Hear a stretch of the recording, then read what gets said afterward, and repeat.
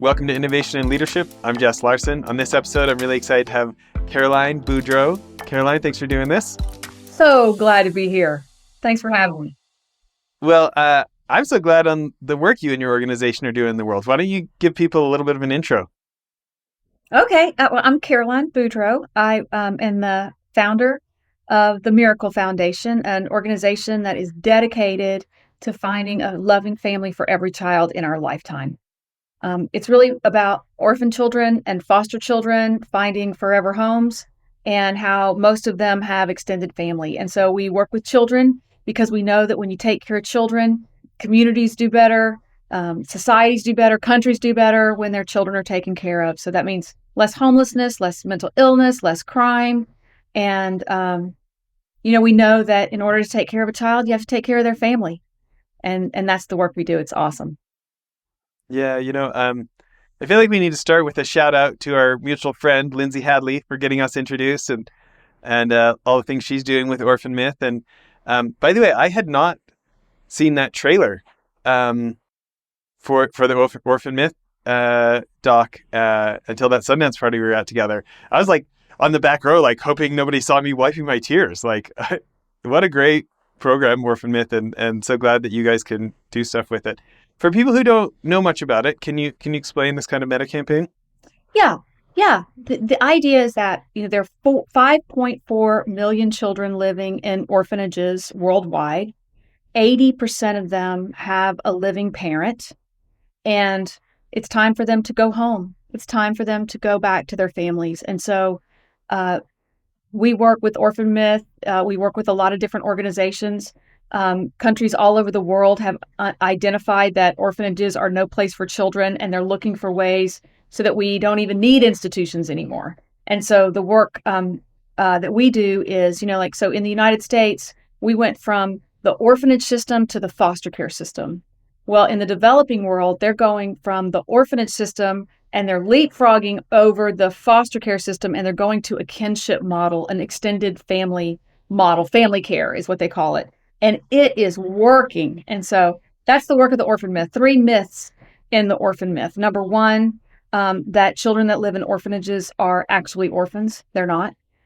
Orphan number 2, that there aren't orphans in the United States. There's about 100,000 children in the United States today that are ready to be adopted, that have been freed for adoption. And number 3, that this is solvable. It like we just have to live with it. That's the myth is number 3. So we just have to live with it. There's nothing we can do. And that is not a fact. The fact is we can solve this problem, and we are. Well, I think so many of our listeners are CEOs, investment fund managers, or people who want to become those things. And there's another part I want to bring up, which is the finances. That it's actually cheaper to support a family member, extended family member, one of those parents. It's actually less expensive to fund the parent than it is to fund the orphanage. 5 times cheaper to fund a family. And it is the epitome of sustainability. I mean, once you get a family strengthened so a kid can go back, you're done. If they're staying in the institution, you pay every year, until they quote unquote age out. I mean, it's definitely a better financial model.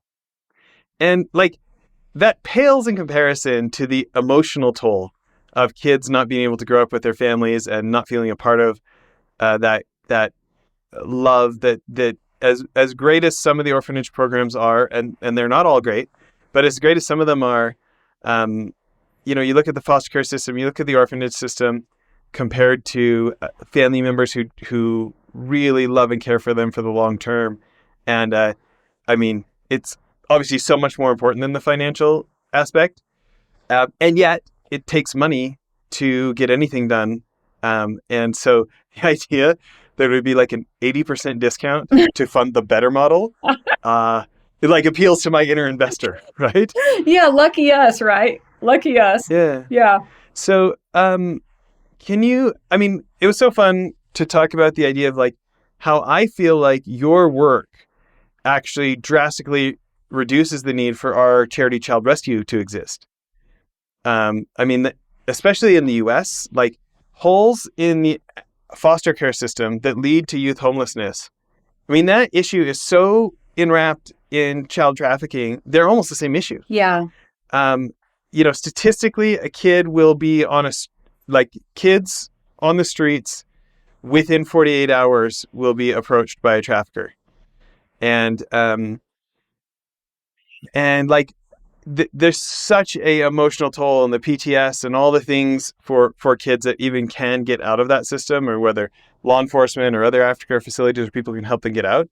But again, back to the finances, the financial work to have a kid not get trafficked in the first place is I don't know how to describe how much more financially efficient it is. It's like a penny or a dollar. Yeah.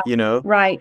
And so I look at the work that you're doing and this idea of kids not becoming homeless kids, which means they don't become trafficked kids, it is just again, my inner investor is what you guys are doing is so wildly efficient, because not only does that kid not end up homeless and not end up trafficked, and not every homeless kid ends up getting trafficked, but they almost all get approached. Okay. Yeah.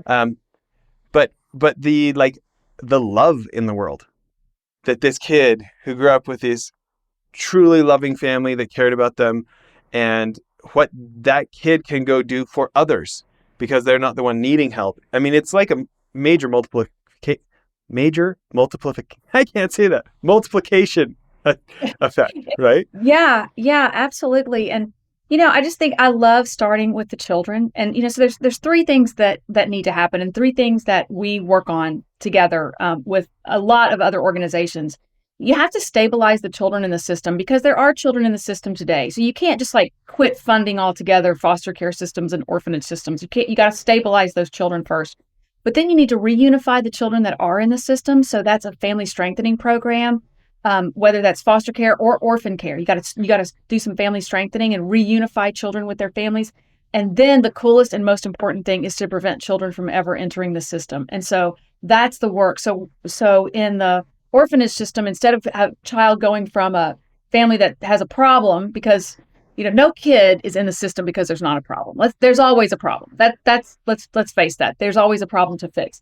But you can fix a problem on the front end, and with the child in the home, and take care of that family with the child still in the home. Or you can do, what a lot of people do is you remove the child from the family, and then you start working. And it's really just a stupid, because once the child enters the system, the damage is done. So we need to be going from a child welfare system to a family support system. That is the idea. That is the goal.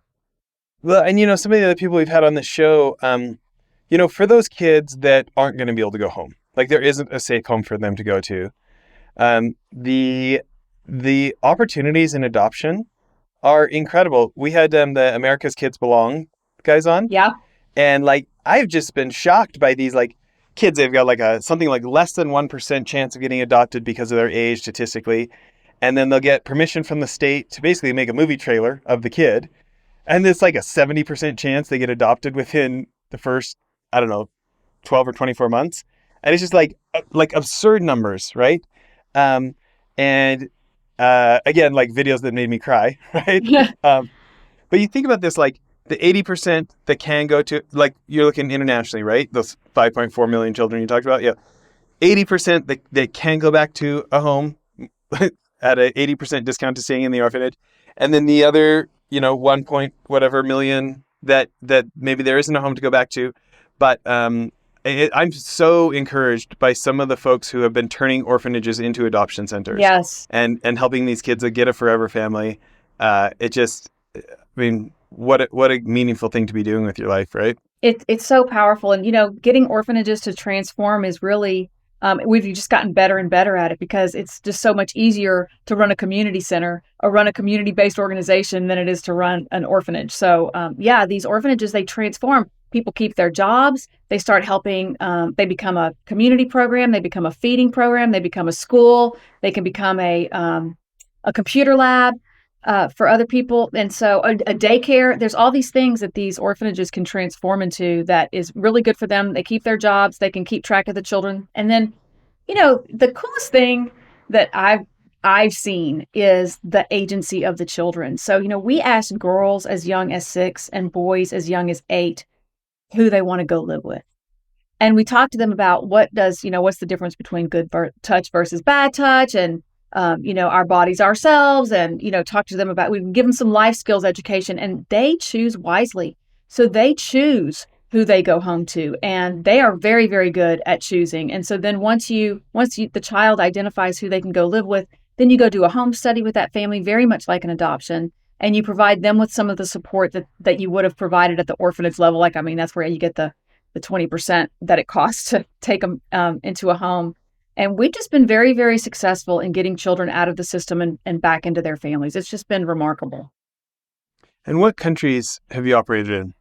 So we have mostly, our biggest footprint is in India. We started in India, and now we are in India, Uganda, Kenya, Tanzania, and in the United States. So we have taken this family strengthening program that we've developed so beautifully over these last few years, and we have brought it to the United States to strengthen families so that they never lose their children in the first place.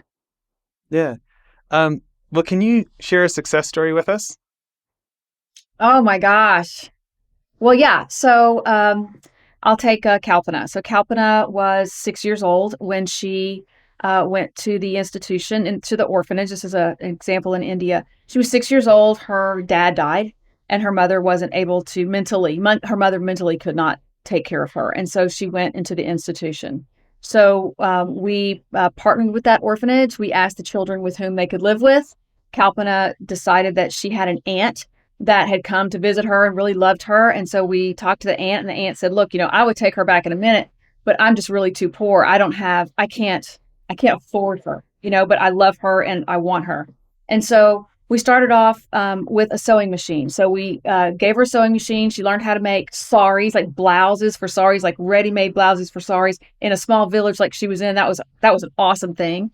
So she started making saris and started making a little money. And then we partnered with her, went 50-50 partnership with her to start like a convenience store. So it cost us about $1,000. She paid $500. We paid $500. We outfitted an entire convenience store right on the outside of her house. She never has to leave her house. And now she has a living. And Kalpana went home to her. Now Kalpana is in nursing school. So and a beautiful spokesperson for us, and just she's so grateful to have gotten a chance to go back because, they all want to go home. Ask them. They all want to go home. Yeah. Wow. What a great story. Okay. Now I have to hear another one. Oh, okay. So, Priya and her two sisters, were sent to an institution, and they had a grandmother that came to see them all the time. And so when we partnered with that orphanage, we said, we asked the kids, who can come, who can you live with? She said her grandmother. We went to her grandmother's house, did a home study. Her grandmother had a pension. It wasn't a money issue. It was the fact that the grandmother thought she was too old to care for these kids. And she also didn't have a school that she liked in the village. She didn't think the school was good enough for for these girls to go home. So she said, look, if you will provide transportation, I will take the girls home. I just need them to go to a better school. And of course, that's, again, so much cheaper than paying for an orphanage. The 3 girls go home to their grandmother. And, it's not just about the grandmother helping them, but now they can help their grandmother. They can take care of her too. And so they have their chores. They're all there. It's a family now. And just a beautiful story. And when I asked them how they felt I asked Priya how it felt to be home. And she just broke down in tears. And she just said, I'm so grateful to be here. I just didn't belong. I didn't have a sense of belonging there. And that's what they're all after. Oh, wow. By the way, what is the website if people want to donate? It's called miraclefoundation.org. And, the best way to support an organization, so, it cost us about $1,260 to take care of to get one child out of an orphanage and into a family. It costs less than that, believe it or not, to prevent a kid from entering the system. But let's just take that $1,260. So the best way to help an organization like ours, or any organization, is to make a commitment. Do it every month, do it every year. Let us be able to budget because, right now we honestly have almost 1,000 children waiting for donations for them to go home. Wow. That's great. And if we knew that money was coming in, we could say yes to these kids right now. They're ready. Um, I want to I want to talk about the idea of change. On the show we have these entrepreneurs or other people who are doing something that hasn't been done that not everybody's ready to accept, and that the laws or the bureaucracies don't know how to handle, and they're always having to overcome all these hurdles. And I know so often it can be the same in the nonprofit world. Can you talk about innovation and changing minds? Oh my gosh, it's such an important question. Thank you for asking. Yeah, so, when I started this work, I used to be in television, and my best friend and I decided we were going to take a trip around the world for fun. And she wanted to go to India because she'd been sponsoring a little boy and she wanted to go meet him, which, I thought was a bunch of baloney. Like, Chris, oh my God, like they give everybody the same picture. That kid is not real. But we went to India. We ended up in a place called Odisha, which is on the eastern side, one state south of Calcutta. And we end up in this very remote village, and we get paraded through this village. And at the end of this parade is this little boy holding the first picture she'd ever sent. I mean, he was real, Jess. I couldn't believe it. And he was getting, what the organization promised. And so we were doing volunteer work in that village every day. It was 119 degrees. I mean, it was just so bloody hot. Ooh. And we were going to, but the whole time I'm there, I'm thinking, wow. I mean, I'm so grateful to be. This is the bottom of the socioeconomic pyramid. I mean, this is who I've been reading about. I'm so grateful to be around these people. But I was so wrong. So Mother's Day was Mother's Day in the United States, May the 14th of 2000. I get up early, call my mom for Mother's Day, wish her happy Mother's Day, go to this village, work in 119-degree heat all day, and then go to this local's house for dinner and walk into his orphanage. And just the whole bottom fell out. I mean, I'm looking at these 110 bald, empty-looking children, beautiful children. We have a beautiful prayer service with them. We have dinner with them, which is rice with sugar in it, so they'll eat it. And that's why they were bald. They didn't have any protein. And then this little girl came and put her head on my knee, and I picked her up, and I started singing her a lullaby that my mother used to sing to me because she was exhausted. And when you pick them up, they just push themselves into you. And I rocked her to sleep, and I sang her the lullaby, and she fell asleep in my arms. And when I went to put her in her room, I walked into her room with these wooden beds, like these 30 picnic tables. And when I heard those bones hit that bed, that changed me. I just have never really been the same person since then. I mean, I just thought, who goes to an orphanage on Mother's Day, and what am I doing here? And, why is it me that's here today? And I just decided that I would, take responsibility. Responsibility, by the way, is the ability to respond. So I decided to take responsibility, and I started the Miracle Foundation that very day because they were such miracles, and I just saw the human potential in their eyes, and I just decided I was really going to try to help them. And so over the next few years, I started started going into existing orphanages and supporting existing orphanages and improving the standards of care in orphanages, and we did that all over India. I mean, we were in hundreds of orphanages taking care of 15,000 children. And, we started looking at the reports of the children, and we started seeing this thing called economic orphans, So by the way, so we've got 15,000 children. We've got all these donors. We have a whole organization, and we start realizing that these children are actually not orphans. I mean, these children are called economic orphans, meaning their parents are just too poor to care for them. And that was my question. Like, what does that mean, economic orphans? It means that their parents are too poor to care for them. And I thought, what have we done? We have made it so more kids want to go into an orphanage rather than less. We've made it's like a pull factor. It's like, oh, I'll never have a computer lab, but that orphanage has a computer lab, so let me send my child to the orphanage. And it took a real, we lost, a real shift in our program because we decided, we aren't going to support orphanages anymore. We are going to change, and we're going to make sure kids can get out. We're going to give them back to their families, and that's the work. And so that change has been very it's been very kind of hard because we had to change our whole model, but easy because as long as you're working in the best interest of the child, you can do anything as long as you're working in the kid's best interest. But so the change and the pivoting is a necessary, thing to do when you're running these kind of organizations. And so really it takes a vision. It takes someone that with some credibility to say, I know that we were going that way, but now we're going this way. And change is uh, inevitable. But as soon as you know better, you got to do better. And so, yeah, we've really had to transform our model, and we've done that. And now we are, one of the leading organizations in the world that are, focusing on family care. Um, Such a great story and such courage to, uh, to say we haven't been doing this as good as we could, and we're willing to take responsibility and change. How many years into the organization was that? About 15. Yeah. And I wanted thank you for asking because I wanted to tell that story because there are so many wonderful people that are giving to institutions. They are supporting orphanages. And there's a real belief that, that's where innocence lives. And that's the place to support. But if you ask any child, they'll tell you that that's not where they want to be. The outcomes are a disaster. Sometimes better than other outcomes. But if you're pouring that kind of money, you better have some darn good outcomes. It's expensive to run an orphanage.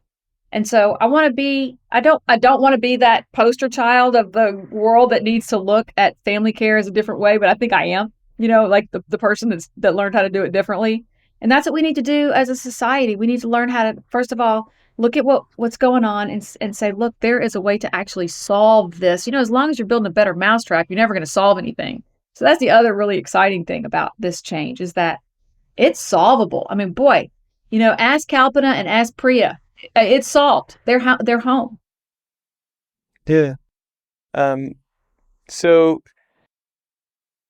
when you think about like the good, better, best scenario, right? To me, it's like I compare it to kids being on the street. Oh, And, our organization is so aware of what, physical violence, sexual violence, all these things happens to kids on the street, right? And to me, like an orphanage is way better than that. Like orphanage calls gets to good. But then getting the kid adopted is better. Getting kids back with their own family, to me, is best.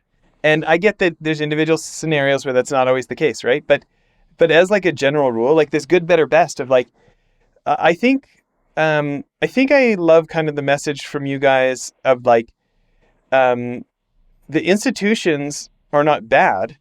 They're so much better than kids being on the street. They're just so underdoing what's possible. And so, like, when the best is actually an 80% discount, why would we stick with the good? exactly. Exactly. And, we got to let go of what we thought at some point. That's really the challenge. Because, I have people that come up to me every day saying, but the orphanage we support is really good. They are really doing it right. And, I know that feeling. I've been there. But really, if you think about what's in the best interest of the child, and by the way, just ask the kid. They will tell you. We have kids that say, don't send me home. It is not safe for me. It is not safe for me. I had one young lady who had a birthmark on her face. She goes, please don't send me home. The only chance I have, I'll never get married. I'll never have children. The only chance I have is for an education. If I could just finish the education part and get, if I could just please, and so just talk to the children. They are, and when they have agency and they are part of the conversation, then they're also part of the solution.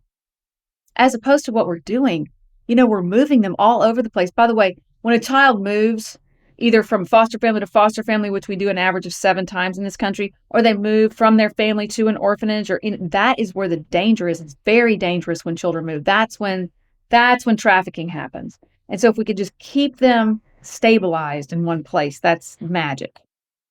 Yeah, no kidding. Something that is of interest, never-ending interest to investment fund managers, to entrepreneurs, and to nonprofit leaders is fundraising, right? The investment fund managers want an LP.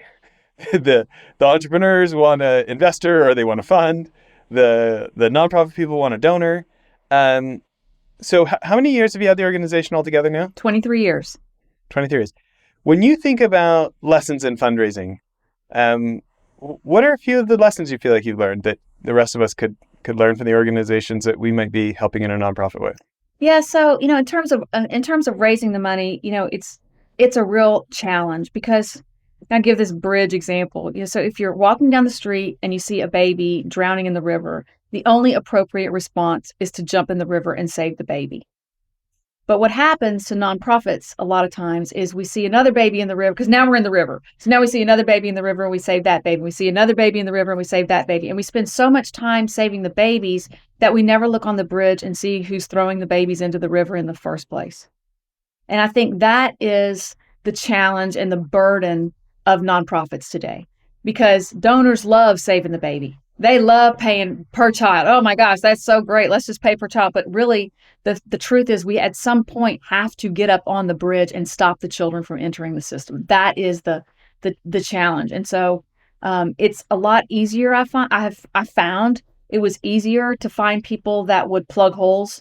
I mean, we talked to a lot of people and nothing wrong with it. It's just like, backpacks for kids in foster care. It's like, really? I mean, when are we going to solve something? We can't just plug the pipes all the time. We have to, at some point, actually fix the problem.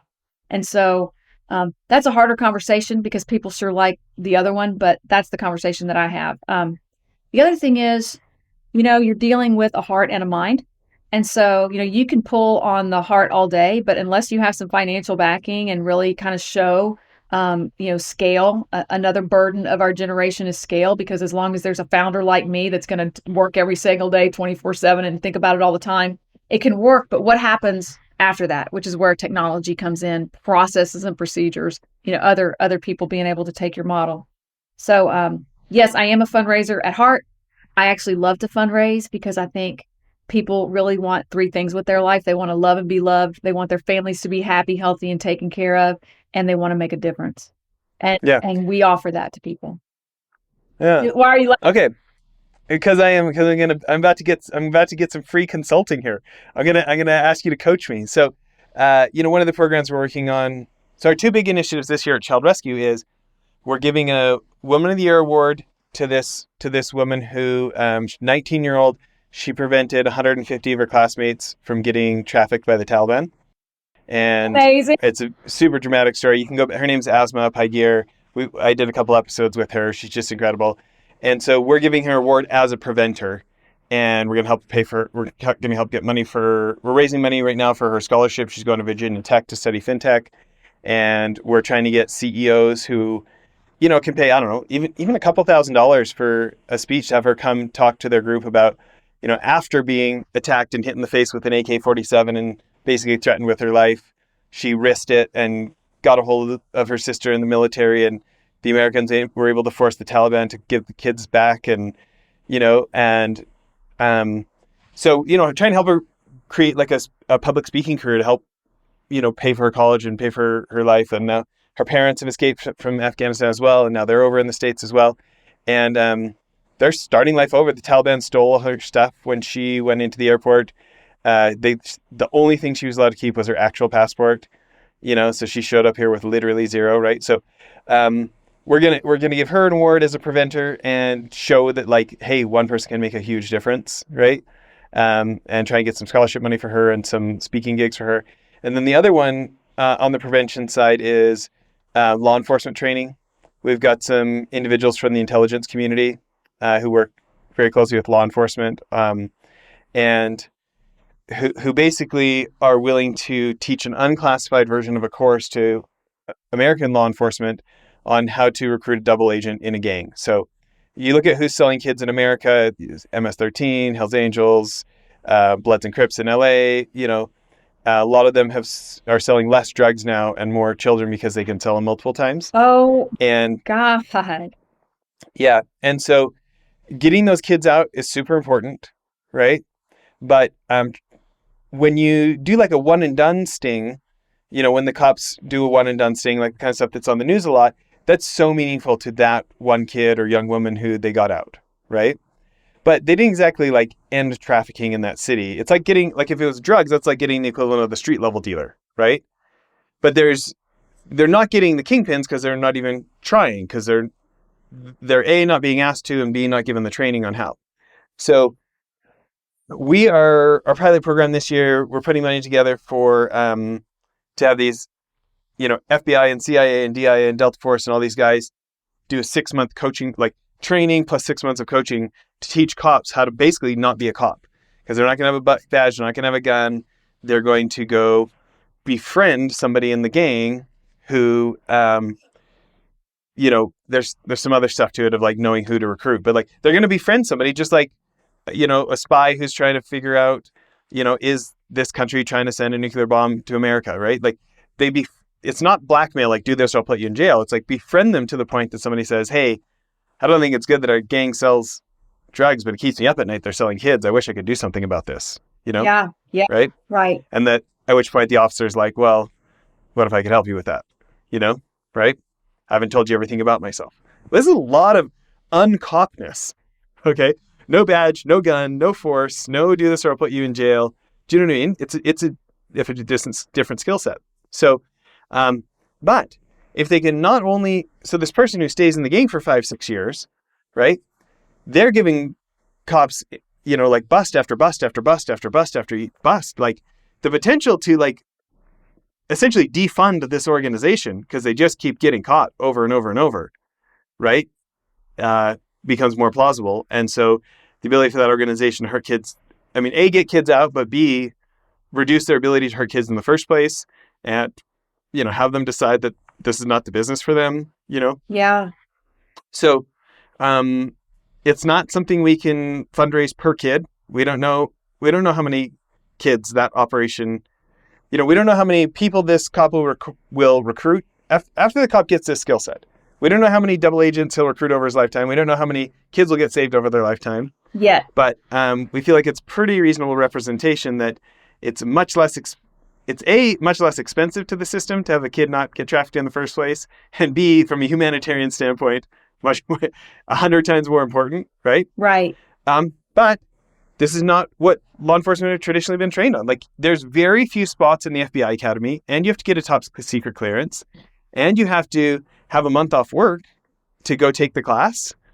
And, there haven't historically been unclassified versions of the course. And so this is like, in hundreds and hundreds of years of police work, this is not a typical, like, your homicide class, your B&E class. Like, this is a new class. Like, we're this is extremely well proven in the intelligence community for decades. It just hasn't been present except in like a few forms of law enforcement, like counterintelligence, right? And so, anyways, thinking about fundraising for something that hasn't been done before, that we can't fundraise per kid saved. Any expert hints? Absolutely. I mean, cost per cop. It's cost per cop. Sponsor a cop. Underwrite a cop. I think it's awesome. People really like that one-on-one. It really matters, especially if you can, have, you'd have to have a fake picture of that cop. I mean, you have to protect him, but as long as, just make it real.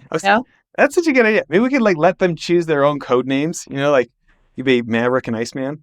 Cause it probably is like, it's like only about $3,000 per officer for the full 6-month program. I mean, come on. There you go. Yeah. Cost per cop. I mean, I'm telling you, it's, and then Okay.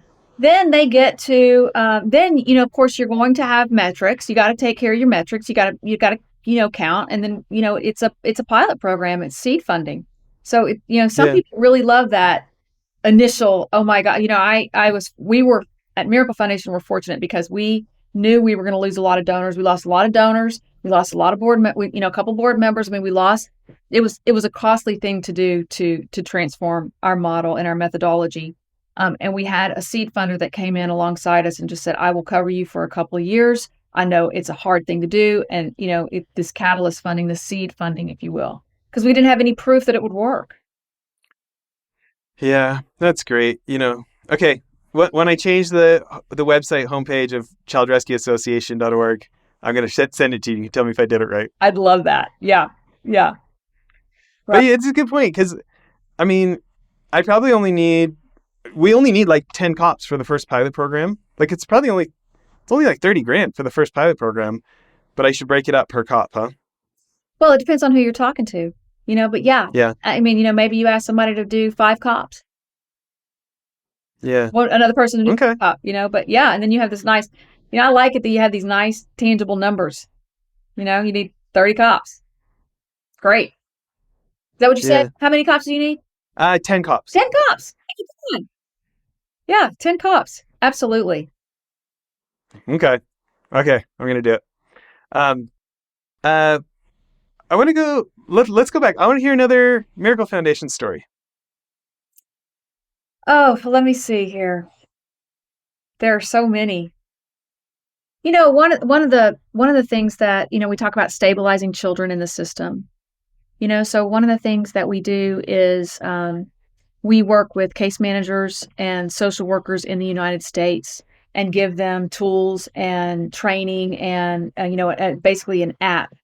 And, when a case manager is supported, one of the things we've learned is that um, people in the system, they hear, say when you talk to a foster family or you talk to a case manager, all they hear about is how bad the programs are, because when somebody gets struck by lightning, that's when the news comes up. I mean, you don't ever hear about the millions of people every single day that don't get struck by lightning. You only hear about the one guy that gets struck by lightning. And so that's what's happening in the foster system today. It's like, there's every day there are people, real people fighting the good fight, raising children, taking care of children, trying to prevent children from entering the system. I mean, just really doing beautiful work. And when you find out somebody's a foster parent or a case manager, all we do is talk about how bad everything is. And so, we really love to see the attaboys. That was one of the things that's missing in the system, or the attaboys. Like, thank you for doing that. And so, there's so many things that we can do, but like changing our narrative around things is really like a powerful thing. Changing our narrative around the fact that, yes, the foster care system needs help. Yes, it's broken, and we're on our way to do something about it. And we're not going to stand for this. We're going to keep going. And so I think the narrative and the stories that we tell ourselves around things are really, really important. Like, I tell my story every day. I tell myself every day how grateful I am that I get to do this work and really make a difference with my life. I'm so grateful that, that I get to live a committed life and do something for other people. And so I just think that, that's really the story. One of the success stories is the stories of the donors and the stories of the people that really get to make a difference with their life. It's really beautiful. People feel so good about taking a stand for somebody else.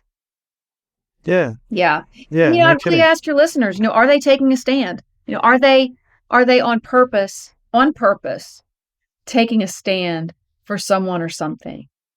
I mean, and that's really what I see is just missing today, is that, I'm working on something called the Nemo Collective, and the Nemo Collective is all about, there's a story in Finding Nemo where all the fish get caught in the net and they're all struggling to survive. And I think about all these, all these nonprofits, they're all struggling to survive and they're in this net. It's like, oh my God, we're going to die. Oh my God.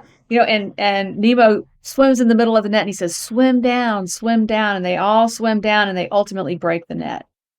And really what's really missing, what the missing piece is people, like-minded actors acting. It's the only thing that has ever changed anything, is like-minded actors acting. And so, I'd love your listeners to really think about, are they on purpose doing something every day? I mean, if we thought about our health the way we think about our philanthropy, we would all be about dead. We really need to be thinking about our philanthropy the way we think about our health, which is probably every day. Yeah. Yeah. No kidding. Um, uh, okay. So we've talked about India. We've talked about America. Tell us one of your stories in Uganda or somewhere else. Yeah, Uganda's interesting because Uganda, they had a lot of kids that were in institutions because of disability or HIV. I mean, obviously that's around the world. And what we've seen in those countries is that, where, you try to find families for children, and a lot of times they don't have families because their families died of AIDS, back in the day or, recently. And so one of the things we've done is, we've asked the kids who they want to live with. And a lot of times they want to live with the kid in the institution, their family. And so we've seen other people like I'll take my child back and I'll take their best friend because his best friend doesn't have a family. And we've seen that several times there. And, another one was, people that will take a child with a disability. And, there's this kind of stigma. And, you ask the woman that took the child with a disability that was not her child, an adoption. Well, how did other people in the neighborhood feel about you taking this child that was a disability? And she goes, oh my gosh, we got 6 kids in this neighborhood now with disabilities. We all took one. They love it. It's just like this really inspiring thing. And so, it's not really the wealthy that are making the powerful difference. It's just the average. The average bear is making huge differences all over. And it's just so beautiful to see. So beautiful to see. People really genuinely care about children. And so it's been humbling. It's been humbling. And, we worked for kids so long. No kid should be grateful. No kid is really grateful. But these single moms, it's like I said, it's a fight against poverty. They're so grateful to have their children back. It's just way too expensive of a price to lose your child because you're poor. So when we get those children back to those moms, they're just so grateful. It's beautiful. I loved so much the story with the sewing machine and the business and like the inherent like self-funding that now happens. The first rung to the ladder of success is 10 feet tall. So if you could just get them on that first rung, that's where the magic happens, is you just get them to that first rung and then they climb, they climb. And it's not like they're running that business by themselves. Their kids are part of it. Their kids are part of that convenience store. Yeah, they call it a petty store. So we do petty stores. I mean, at least once a week, we buy somebody a petty store. At least once a week. That's so great. Yeah. Okay, let's give everyone the website one more time. It's miraclefoundation.org. So the kids are the miracle and we are the foundation. I love it. Yeah. What's something you want to leave people with today?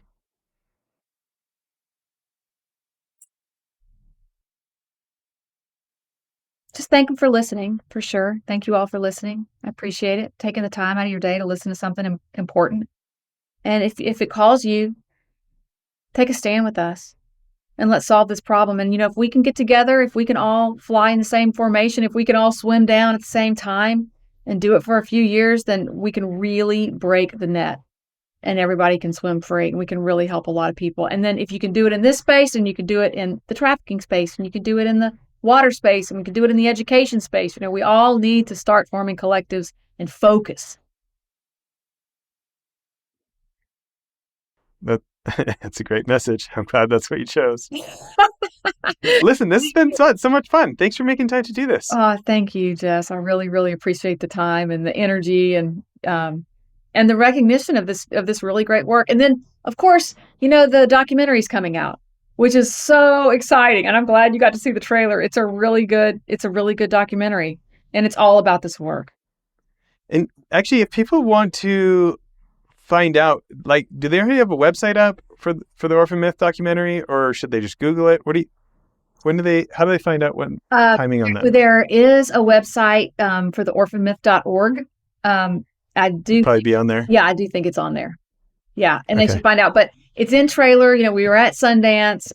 It's the trailer's out, and it's going to be great because it's a real story of hope. It's a real story of a transformation. It's awesome. Yeah, no kidding. I hope. Okay. Were you inspired by it? Did you love it? Oh yeah, yeah. I was like pretending I wasn't crying on the back row. Like pretending I wasn't like tearing up. Yeah. It's so full of hope. It's just great. Yeah. Thank you. Yeah. Yeah. Oh, so great. Everybody. Really grateful to be Thanks for listening. Yeah. Bye, everyone.